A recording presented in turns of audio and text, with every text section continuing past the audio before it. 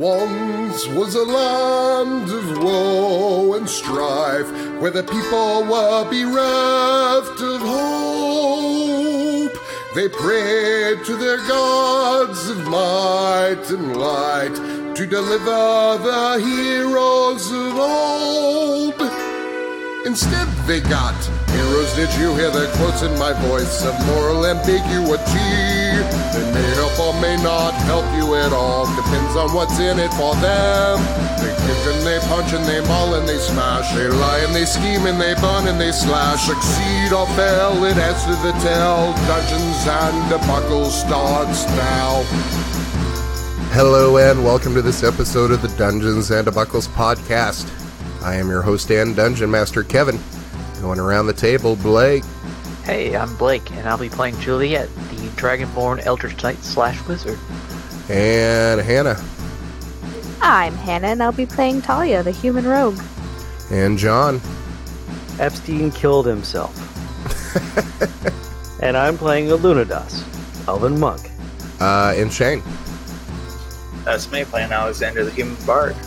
Okay, so on the last time on the Dungeons and Debuckles podcast, you made your way out into the Witching Wood looking for this witch to get some information on breaking the curse on this dagger. You met with her at her cottage, which was surrounded by dozens and dozens and dozens of undead. Inside, you had a pretty nice little chat with her, and she made a deal with you you could either release the demon or do her a favor and actually destroy this dagger, and at the same time defile the temple of the Raven Queen to gain favor with her master, who you learned is Orcus, the prince of the undead. You decided that you were going to destroy this dagger, and she taught Juliet a ritual in order to do this, along with giving you some components to do it and teaching you a spell. After you gathered your things, I believe somebody took a couple of zombies to help defile this temple, which you chained up. They're in our bag of holding. In the bag of holding, and you decided to make your way back to the town. So you make your way back to Hollows Point. It takes you several hours to get back to the town. So at this point, it is becoming daylight. The sun's coming up. So what do you want to do? We should go to the temple? Correct. I mean, it's not like we did any fighting or anything. We don't need to rest. We'll probably just make our way straight there. I think one of the reasons why you came back to the town was to get directions to the temple, the Raven Queen Shrine, because you don't really know where it is. Several people have already been there. Right, but you haven't been where you were was in the Witching Woods at her cottage, and you don't really know where the shrine would be in relation to that, since you didn't ask her. You said you were going back to the town to get directions. I'd also say that if you don't take a rest here, you're going to be over probably 24 hours since you last slept, and you may be reaching the point where you might take a point of exhaustion because you've been traveling so far and you've been up so late. It's not Skyrim, dude. Alright, I suppose we should rest like babies. Oh look, it's nap time. Yay, nap time! Who doesn't like nap time? First I love that graders, kids... 'cause they're big boys. Yeah, I love that kids are like, oh, nap time, and adults are like, oh, nap time? Oh god, yes. So let's take a nap and find out how to get to this place that we're definitely not going to defile, because that would be wrong. Alright, so as you enter town, the town is starting to wake up after their night of festivities on the, I guess this would be the second night of the Night of the Raven. So you're starting to see some people out on the streets.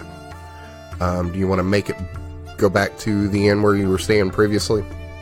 Sure. Yeah. All right, so you make it inside, and there's some people here. You can already see some people at the tables eating breakfast.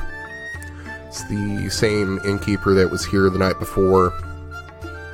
Do you want to ask for directions now, or try to get them later, or possibly get a guide there that night? Which I'm guessing if you take 8 hours, it'll probably be like 2 p.m. by the time you wake up. Yeah, how about we just rest and then head out, and then once we get some sleep. Sure, sounds good. Okay, so for the sake of the expediency, we'll just say that you go and get the same rooms you had last night, and we'll lie down. So, is everybody going to go to sleep? Yep. Pretty Well, sure that means Alunodas that- is going to meditate. Yeah, But I'm yes. pretty sure that means that Juliet, Shane, and Talia are all going to the loft in the barn and tying Shane down. You can do that, or you can see if there's any rooms available, since... Well, I'm pretty sure we did that specifically so that he wouldn't be, in a large populous area where we could kind of... that makes sense. Yeah. Okay, so you go to the barn, and you go to take a rest, and Alexander, as you were sleeping, you start to dream, and then you find yourself back in that same void inside the dagger again, and you hear Ornon's voice creep into your head in your dream, and he says, You cannot be rid of me. That is what makes this even more delicious. You are mine for eternity. I will drive you mad in life until your friends put you down like a rabid dog. Then the real fun begins, when I bring you here again. But before then, let's have some fun. I'm going to need you to give me a charisma saving throw. I shall attempt to be charismatic. 11. So, everybody who is out All right, in... camera's off. I'm shaking my head sadly at Shane's failure. So who is out in the stable with Alexander at this point? Juliet. And Talia, I And think. Talia. All right, both of you give me perception checks. Oh, this is gonna end real well, I bet. 2. 1. Oh my god. So you're tuckered out from that trip out into the Witching Wood. You said you have Alexander tied up? Yeah, that was the idea. Okay, Alexander, give me a strength check. I shall attempt to be strong. No promises. 12. Okay, so you're tied up pretty well here, and you are struggling against these bonds, or at least Ornon is, because at this point you don't really have any control, and you're kind of aware of what's going on, but you're kind of in the back of your own head, just watching as Ornon is taking over your body. Both of you give me another perception check with advantage. 20! Nice. All right, Blake. What did I do? Perception? Yeah, 11.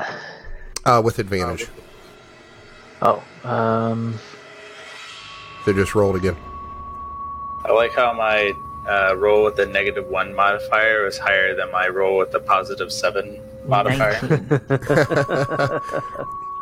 All right, so as Alexander, or Ornon in Alexander's body, starts to struggle against these ropes where you've got him tied up, you are both going to awake and see Alexander struggling against these ropes, and he's snarling at you.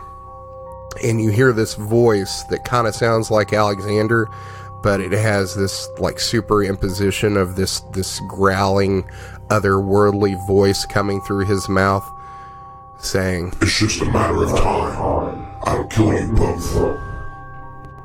And he starts struggling even more. Give me another strength check, Alexander. I will attempt to not be strong.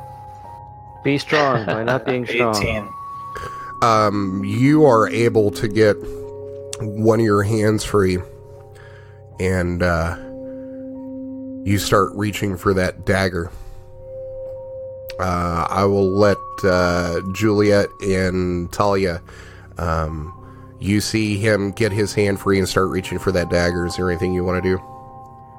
Just wait and see what happens. I think it'll be fine. Try to knock him out. Okay, give me, are you gonna like hit him with your range. dagger? Yeah, with the butt of my dagger, because I'm not ranged right now, I promise. Alright, give me an attack roll. 14.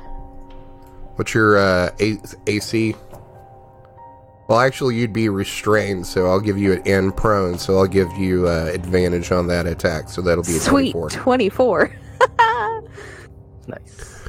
Alright, so you're able to like hit him in the temple and knock him out, and you see him go limp before he can get to the dagger. I will have none of that, thank you, sir. Good job, Behave. Talia. Maybe we should do something a little more preventative. Like kill him? I mean, I'm not in the room, but that's what I would say if I was there. Talia's gonna say, like what? Well, it's obvious he can already get free of the rope bindings if he tries. Cut his Perhaps arms there's off. somewhere we could put him where he won't be any trouble. Bury him up to his neck. Are you... What are you thinking? Cut his I arms off. just don't want him hurting you, or anyone else, I suppose.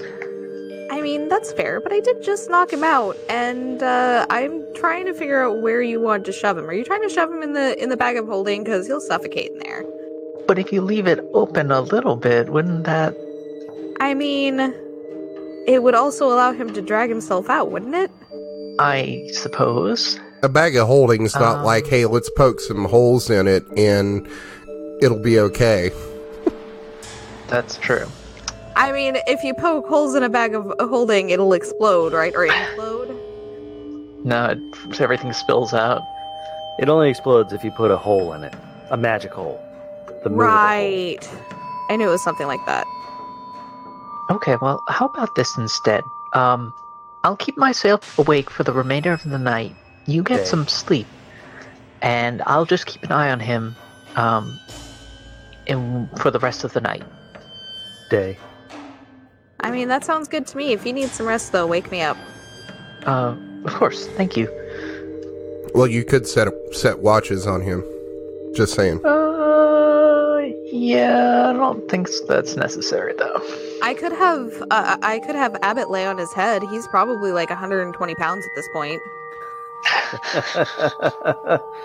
But then Andrew would bite him. Yeah, if he doesn't suffocate first. Okay, you know what? New and better idea. Juliet is going to summon forth her familiar, a owl, and command it.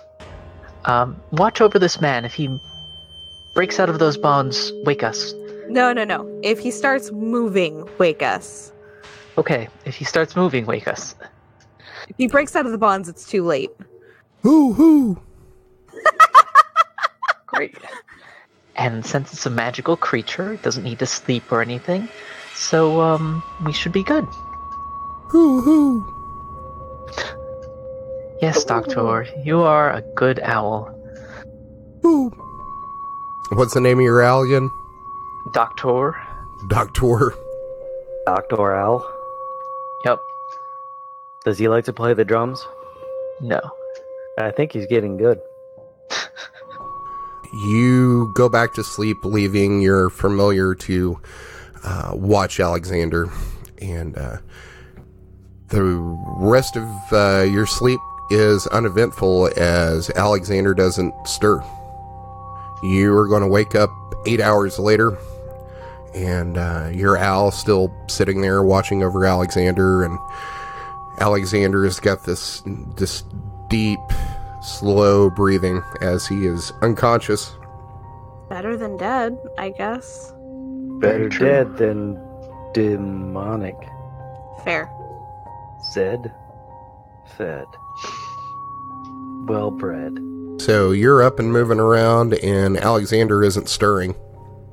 Just toss him on the cart, and let's find directions to the... Unless, Juliet, or what's her name? Starsong Tailscale or whatever. Do you remember how to get there from here? Jesus Christ. Starsong stairs... What? Starsong Tailscale. I like it. God.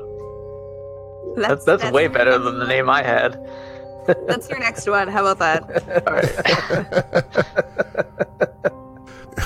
Are you going to take Alexander's unconscious, tied-up body and try to throw it on a cart and get out of town with it? Oh, yeah, that's about it. Toss it down into the cart from the hayloft. We don't have to toss it cover that him with far. sacks of dried fish. Or we could just cover him in blankets so it looks like he's still sleeping. Or it's a dead body.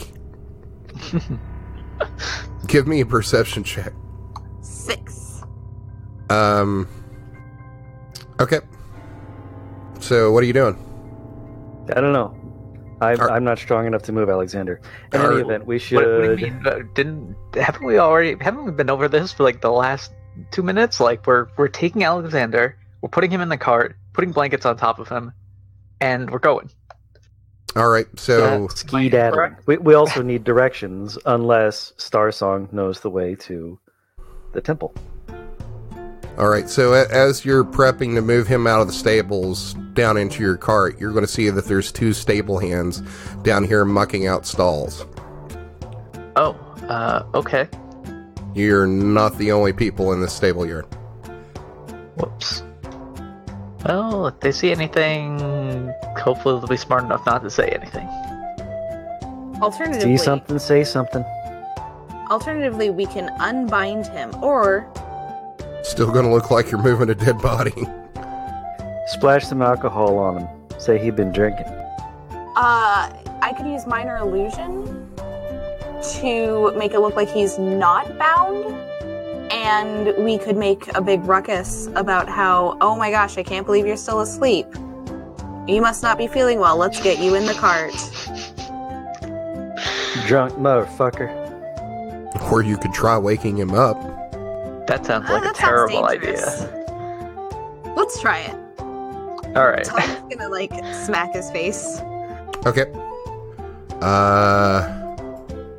Give me a medicine check.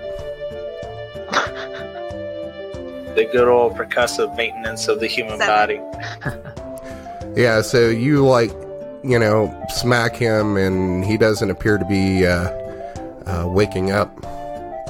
Well, Fudge Monkeys, I can't believe you're so drunk at this time of day. How could you? Let's get you in the cart and get you feeling better.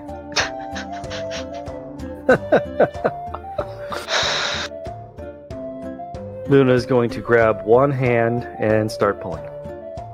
Okay. So, And I am going to cast minor illusion so it looks like he's not bound. okay. 16 on my strength check. All right. Is somebody helping you get him down out of this loft and down this ladder? Probably not. Juliet Unless is. Juliet's helping. Okay. So I'll say with that 16, you're both able to get him down this ladder. And as you're doing this, you look around and there's 2 stable hands, both human male, who appear to be in their early 20s, and say, one of them looks at you and says, what's the matter with your friend there? He's stupid drunk. And Still? drunk. And stupid. I mean, Still and more, we had a busy night and then he found the alcohol this morning. He doesn't know when to say no. now you should probably just let him slip it off then. Yeah, we're gonna put him in the back of the cart. We can't just, we can't wait any longer to head out. Alright. He, looks at you kind of strangely. Give me a deception check. 23. He's like, well, if you got to be on his way, you should have known better to be drinking so hard last night. Oh, the rest of us were very smart about how we drank. This one, not so much. He's not the brightest bulb. I don't envy him the headache he's going to have then. Me either. And he kind of laughs and goes back to what he was doing. All right. We load him in the cart, and we... Do we need to direct directions? Tailsong never said. We do, but we should probably ask not these guys. Okay. Alright, so are you just picking up like a random person, or are you going to the inn? Back to the fence. Yeah, back to the fence. Okay. He gave us good information last time. I don't mind giving him some coin. Alright, so you make it back to the fabric shop. Or actually, yeah. I was trying to remember if I think the fence was like somebody completely different that you didn't go to, and you went to the fabric shop, which was like the information broker in the town. Yeah, that one. Alright, so you walk in, and at this point in the day, there's a lot of people. Yeah, there's a lot of people out on. Yeah, there's a lot of people out on the street pre-gaming before the big festival that night. And you walk into the shop, and again, there's nobody in here. A man that you met earlier is at the back of the shop, and he appears to be taking a nap. But you see him start awake and sit up in his chair as he hears you enter the store. So y'all back? Did you we are. Did you find that witch out in the woods? We did. No, you didn't. We did. Is she the only one in there? I don't know. Are the rest of you going in? I'm watching the cart.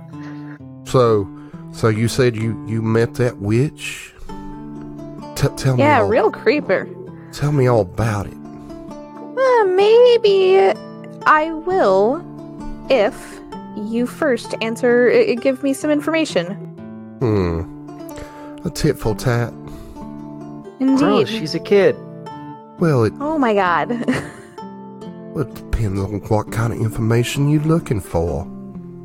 Nothing too exciting. No, what I do need though is just a map to the Raven Queen's shrine. Oh, that shouldn't be too hard. But tell me your story first. I'll tell you while you draw the map.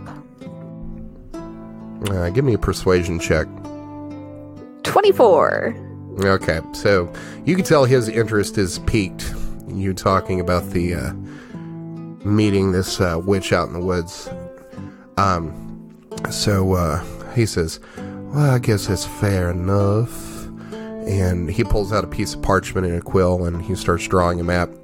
And as he's drawing, he says, so tell me, where'd you find her out in them woods? Right where you said she'd be. So I guess that information was correct? That's interesting. So, what was it like out there? As he's drawing this map, and you can see he's putting taking his time and drawing out a lot of details, trying to milk you for this story. Talia's gonna think for a second and realize that he's probably not gonna believe her anyway if she tells him that it was in a rundown house surrounded by dozens of zombies. So she's just gonna tell him. Okay. So you tell him about the outside the house, and he's like, so what did she look like? Was she as beautiful as everybody says? I wouldn't say that I would be able to really give you good information on whether she's beautiful or not. She's not really my type. From the cart, Andrew wakes up and yells, "Yes!" and then goes back unconscious. Who's Andrew? Alexander. Man, you are murdering all the names today. I'm going to start calling Talia Tammy. I know it's been 2 weeks, but damn, we've been playing this for how long? Tall Tammy, yes. Tall Tammy. So, Talia will describe the witch. And, what exactly, what'd y'all talk about? I mean, you had to have a reason to go out there and, risk your lives to talk to someone as powerful as she. That, unfortunately, is not my information to tell. Fair enough. And about that time, he finishes up the map, and he says, well, I guess that story was enough to just say this is fair trade for this map. Talia will pull 5 coin out of her pocket and say, take this anyway. I appreciate it. Oh, well... Your level of detail is fantastic. Well, thank you. And, of course, I'll keep this between us. I keep things, the utmost discretion because of my trade. I'm sure you will. Is there Talia anything... winks at him. Is there anything else I can do for you young lady? No, I think that will be all. Though, if we need more information, I think I know who to come to. Well, you know where to find me. And Have a great day, sir. And thank you for your patronage. Always. All right. So you leave the shop with the map. Huzzah. So it appears by the map, it takes you back out by the Witching Wet, the lake that you were at before, except you take another path. And judging by how long it took you to get to that lake and how long it took you to get to the Witching Wood, you think this is probably going to take you maybe a good 3.5, 4 hours to get to on a horse. So it'll just be evening when we get there. Yep. Because it's fall and Unless it's getting... not winter in Suel. Well, it's like getting on towards the, end of fall, and there's kind of a chill in the air even at this time. It's probably about 3 p.m. And there's a little bit of chill in the air. So you estimate you probably would get to the shrine sometime an hour after sunset, taking a pretty good pace with the horses and the cart, and taking maybe a break for dinner. So is there anything else that you want to do in town before heading off to the shrine? Pick up food that isn't pickled fish. Dried fish, smoked fish, God. Still, please, something different. And we also have like oats and barley and vegetable stuff. You could probably go back to the inn and get some, meat and potatoes or whatever else that you would like to grab to go. And how long does that, did you say you cast Major Illusion or Minor Illusion on Alexander?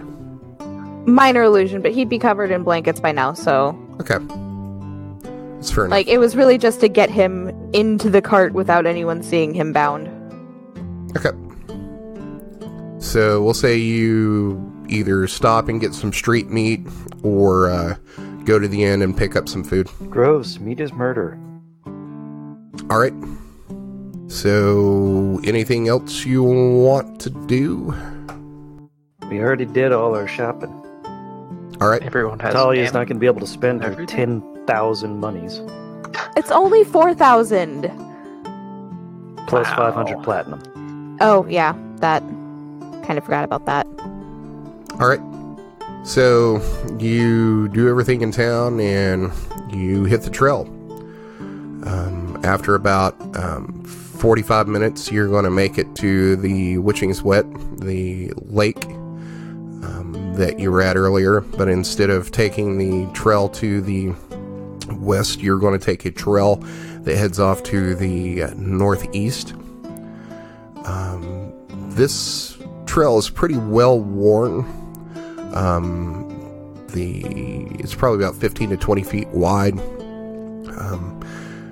And you stick to this, looking at the map, and then after about 2 hours, you're going to see a hill that's detailed on the map, and you're going to take a path that turns off to the west near this hill. From there, you're going to travel quite a bit further, and as the sun gets to the point where it's below sunset and twilight begins to take over, you are going to come upon... Ooh, mediocre books. You're going to come upon this stone shrine. The shrine itself is probably about 15 feet tall, and most of it is a doorway. You're also going to see some statuary outside of it that is a homage to the Raven Queen. You're going to see some candles that are lit here, but you don't see anybody around who would have lit these, and there's these clusters of candles that are in these recesses near the door that have various iconography in them with runes,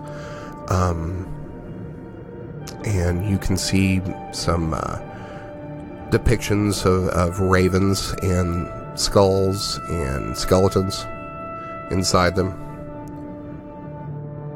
The doors to the tomb are currently open. They're cracked. But as you look around, you don't see anybody else here. So, is this where you betrayed your former companions? The dork and the warlock? I suppose so. Where are their bodies? I want to see them. I mean, who told you one of them was a dork? I assumed because he was a law-abiding cop guy. Excuse me, I was a law-abiding cop guy. Girl. And then you betrayed and means you murdered were a your dork. former companions. So you stopped being a dork and became less of a dork. Let's just get this over with. Around that time, you're going to see Alexander begin to stir in the cart as he begins to regain consciousness. Oh, Sleeping Beauty's up. Who are you calling sleeping? You. You? Unconscious beauty. Same thing, it's fine. Sleep song, snore chaser. So, Alexander, as you regain consciousness, this is kind of strange for you. When you went to sleep, you were back at the stables in town, and as you begin to look around, and most of what you see is just like straight up, you see night sky and trees. So, where are we?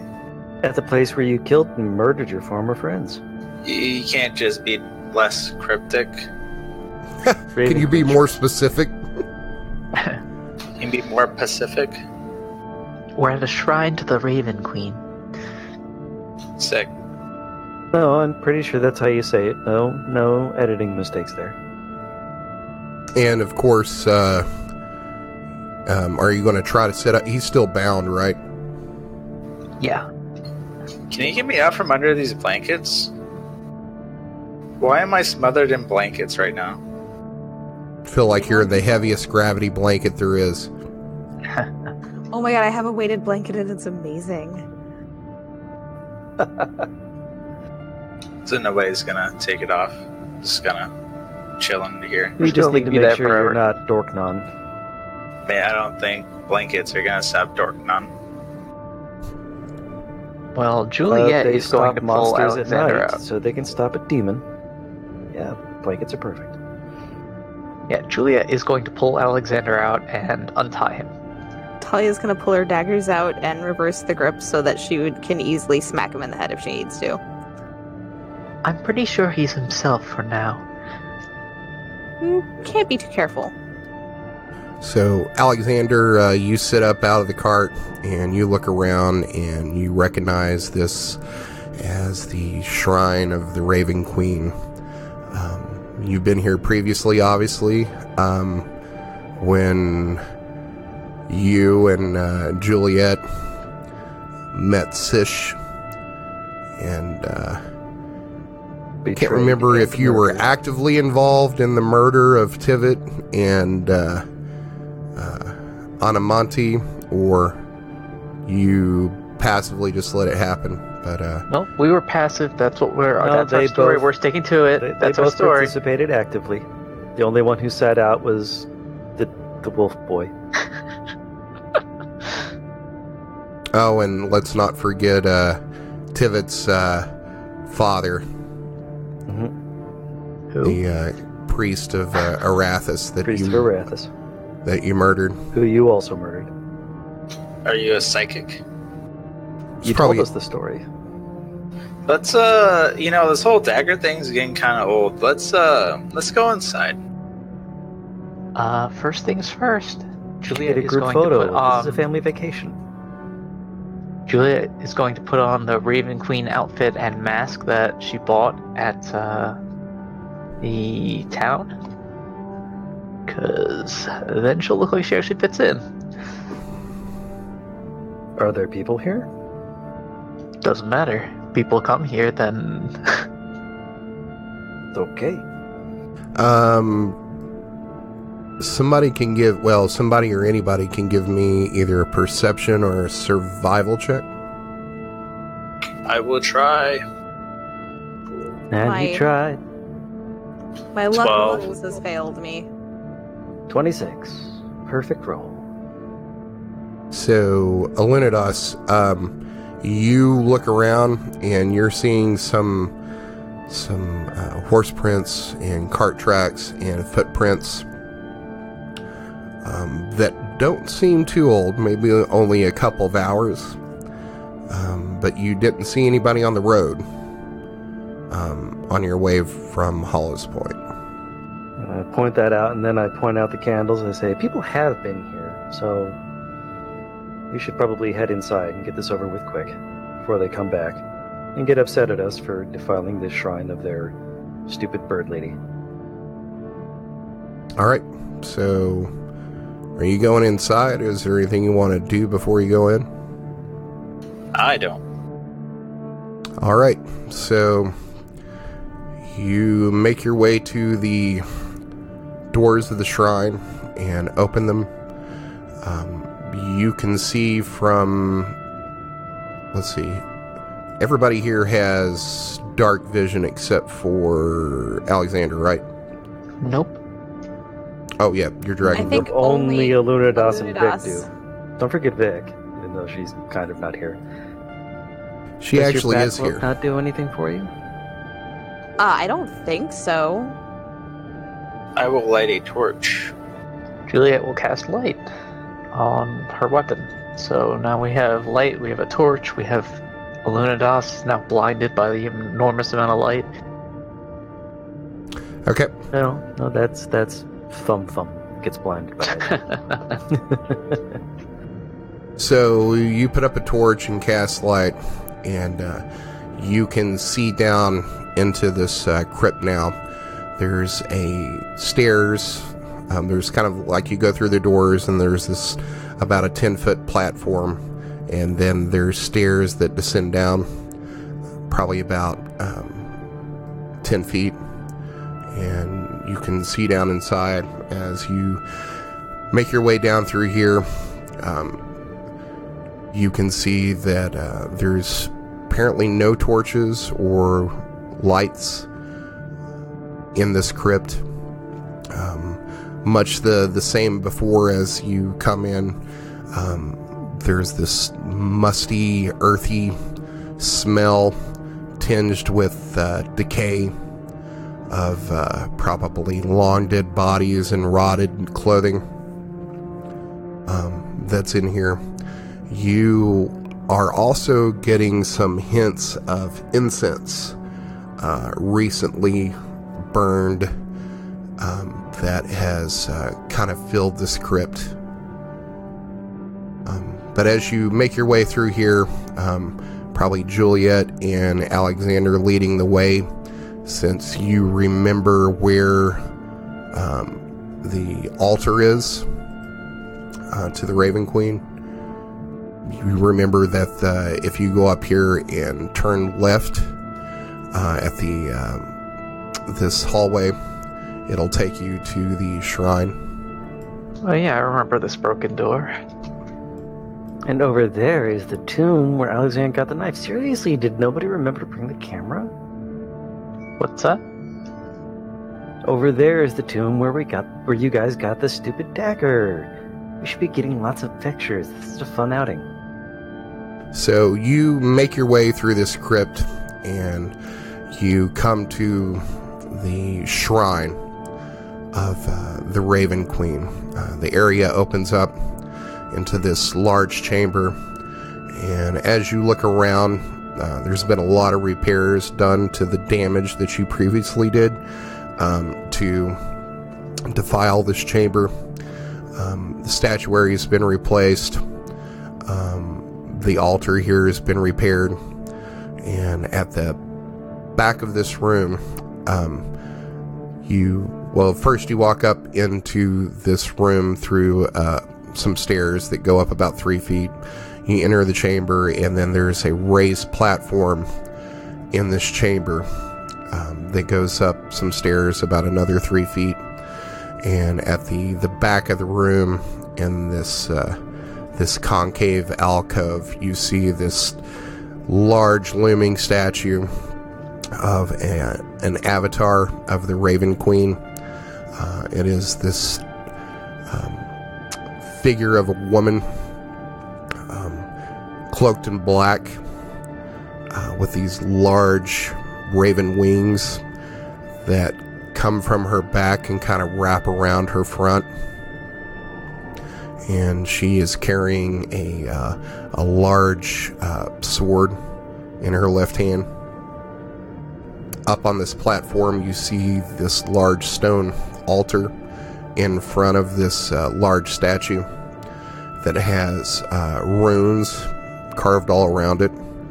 There's also currently like this circular divot in the middle of it that you assume is probably used for some sorts of rituals or offerings.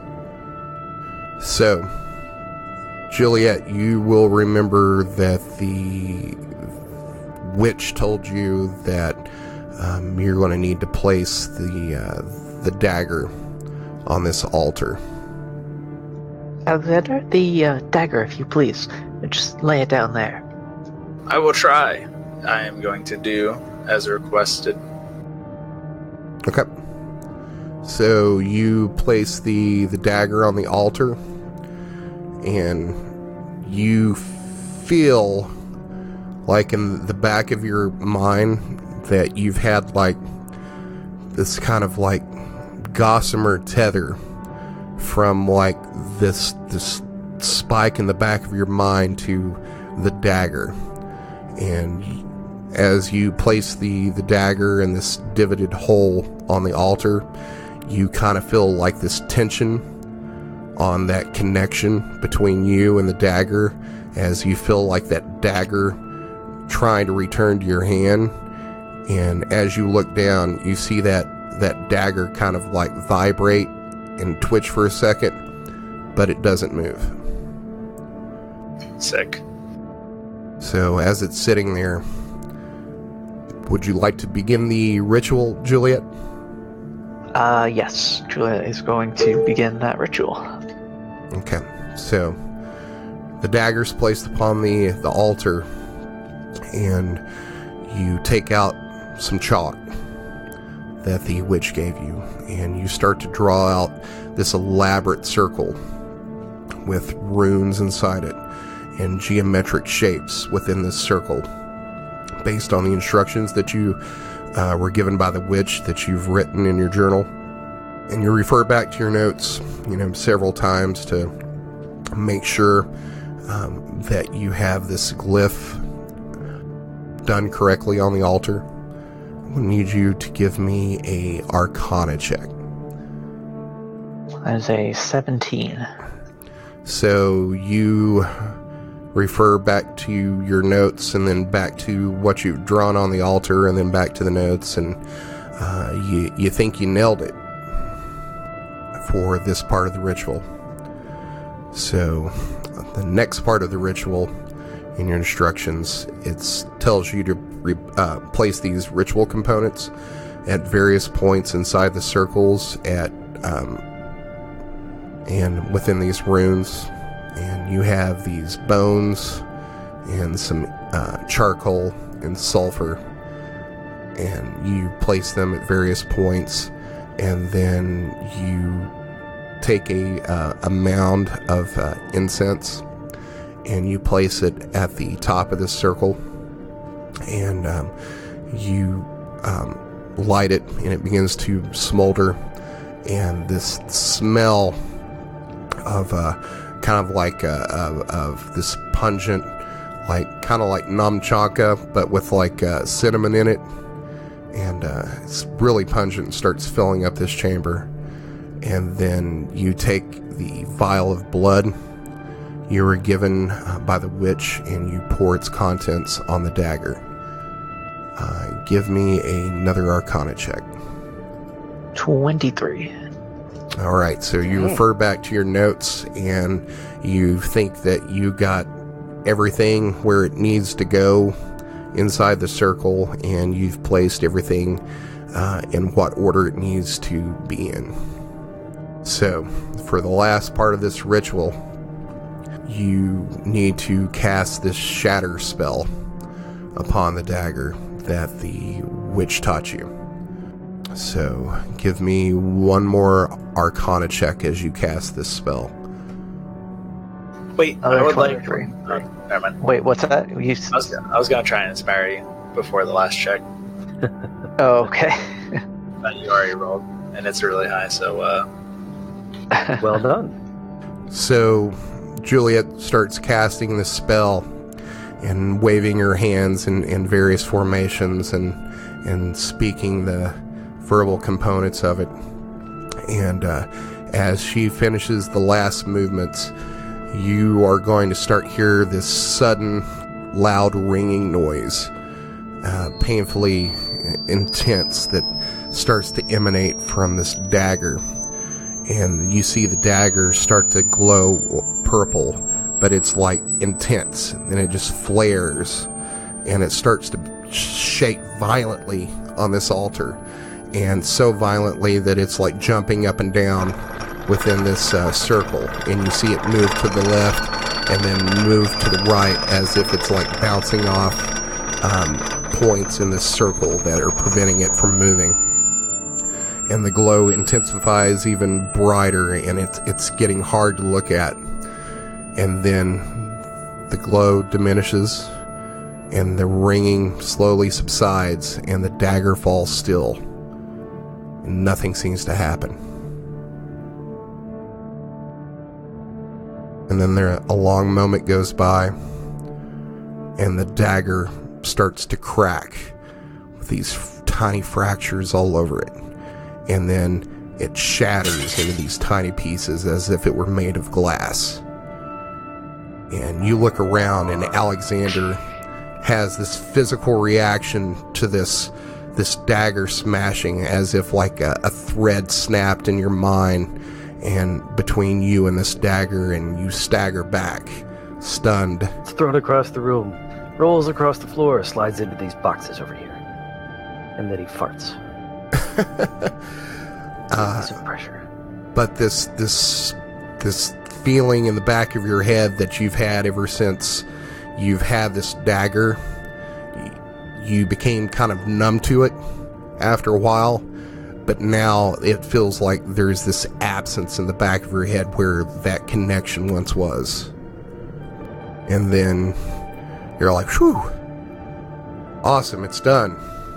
Now we can go home. And then you're going to start to notice this darkness begins to creep in from the edges of the room, as if you're like losing. I knew it. I knew there was going to be a thing. So this darkness. From the edge of the room. I told you so.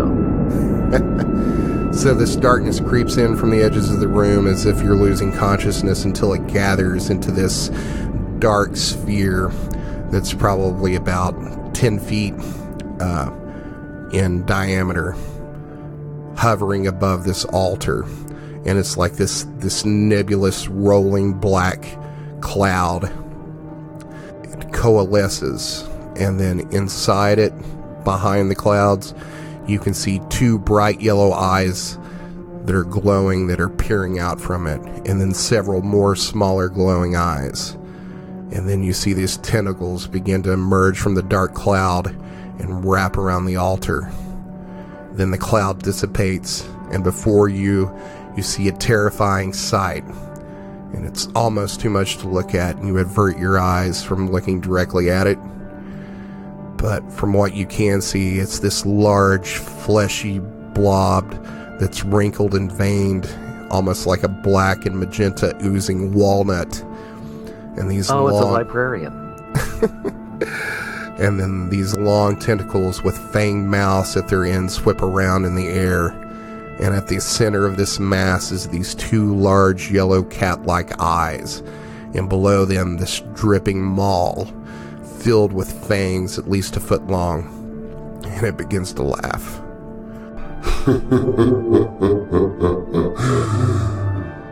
You fools! Do you know what you have done? Now I am set loose upon this world. The death and chaos I will cause will be the tale of bards for ages to come. And you will be the villains of this tale. The fools that freed me to save their murderous friend. Unfortunately, you won't be around to hear them, as you will be my first victims.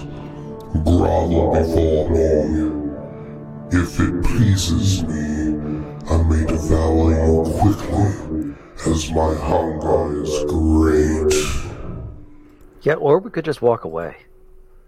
I mean, you gotta let him have his monologue, man. Nah. And I think that's probably a pretty good place to end it right there. Thanks for listening to another episode of the Dungeons and Debacles podcast.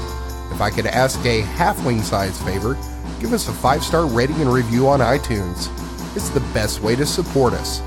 New episodes come out every Monday, so make sure to check your podcast app. Do you have an idea to make the podcast better? Tell us about it on Twitter or Facebook. You can also check out our website to see all the maps, lore, and characters at dungeonsanddebaclespodcast.com. And now a word from our fantasy sponsor. Do you want to make more gold? Of course, we all do. Find out how easy it is to do with your Journeyman certification with the Carly Institute Correspondence School. You can train for a new trade without setting foot in a classroom. Choose from any of these courses: livery, weapon and armor repair, Bowery Fletcher, leather tanning, blacksmithing, child daycare, cart management, bookkeeping, law assistant, dentist, bloodletting, and inn management. Or get your specialized degree in arcana, alchemy, herbalism, or cartography. Compare your current salary with the gold you could be making in any one of these careers. Send a raven to Carly Vocational Correspondence School to start your quest for a better life. The music you heard on this episode was Folk Round, Ghost Story, Thatched Villagers, Teller of the Tales, and Shadowlands 1 Horizon by Kevin MacLeod at Incompetech.com. Licensed under Creative Commons by Attribution 3.0 license. CreativeCommons.org/licenses/by/3.0.